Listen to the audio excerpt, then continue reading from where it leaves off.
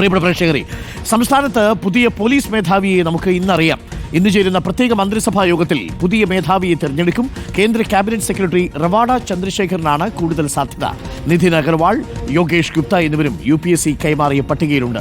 നിലവിലെ പോലീസ് മേധാവി ഷെയ്ഖ് ദർവേഷ് സാഹിബ് ഇന്ന് വിരമിക്കും. റോഷിപാലുണ്ട് കൂടുതൽ വിവരങ്ങളുമായി. Roshi, very good morning Roshi. ഇന്നിപ്പോൾ പുതിയ DGP വരികയാണ്. സംസ്ഥാനത്തെ പോലീസിന് പുതിയ മേധാവി വരുന്ന ദിനമാണ്.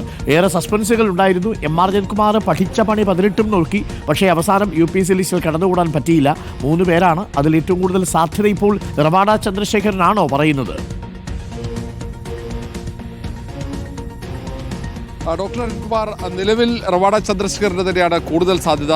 കാരണം UPSC സംസ്ഥാന സർക്കാരിന് കൈമാറിയ 3 അംഗ ചുരുക്കപ്പട്ടികയിൽ ഒന്നാമത് നിതിൻ അഗർവാളാണ്, രണ്ടാമതാണ് റവാഡ ചന്ദ്രശേഖർ, മൂന്നാമത് ഫയർഫോഴ്സ് മേധാവി യോഗേഷ് ഗുപ്തയാണ്. എന്നാൽ പോലും റവാഡ ചന്ദ്രശേഖറിന് കൂടുതൽ സാധ്യത കാണുന്നു. കാരണം ലോ ആൻഡ് ഓർഡറിൽ സംസ്ഥാനത്ത് ഏറ്റവും കൂടുതൽ കാലം ഉണ്ടായിരുന്നത് Ravada Chandrasekhar Thiruvananthapuram city police commissioner പദവിയിൽ ഉൾപ്പെടെ ഉണ്ടായിരുന്നു.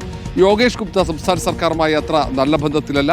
സ്വാഭാവികമായും പരിഗണിക്കപ്പെടാനുള്ള ഒരു സാധ്യതയും ഉണ്ടായിരുന്നില്ല. ഇന്ന് രാവിലെ 9:30 മന്ത്രിസഭ പ്രത്യേക യോഗം ചേരുന്നുണ്ട്. ആ യോഗത്തിലാണ് ആരായിരിക്കും അടുത്ത പോലീസ് മേധാവി എന്ന കാര്യത്തിൽ തീരുമാനമെടുക്കുക.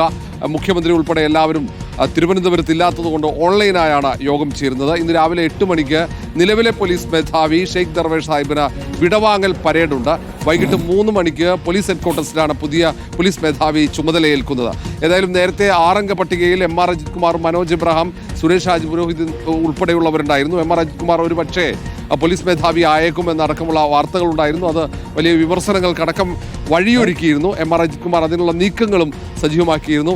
ഇതുവരെ കാണാത്ത തരത്തിലുള്ള നീക്കങ്ങളാണ് ഈ തവണ സംസ്ഥാന പോലീസ് മേധാവിയാകാൻ ഉണ്ടായിരുന്നത്. ഏതായാലും ഇതിനപ്പുറത്തേക്ക് മറ്റൊരു പ്രത്യേകതയുണ്ട്. ഈ തവണയും മലയാളി സംസ്ഥാനത്ത് പോലീസ് മേധാവി വരാൻ ഇടയില്ല എന്നതാണ്. കാരണം ചുരുക്കപ്പട്ടികയിൽ മലയാളികളില്ല.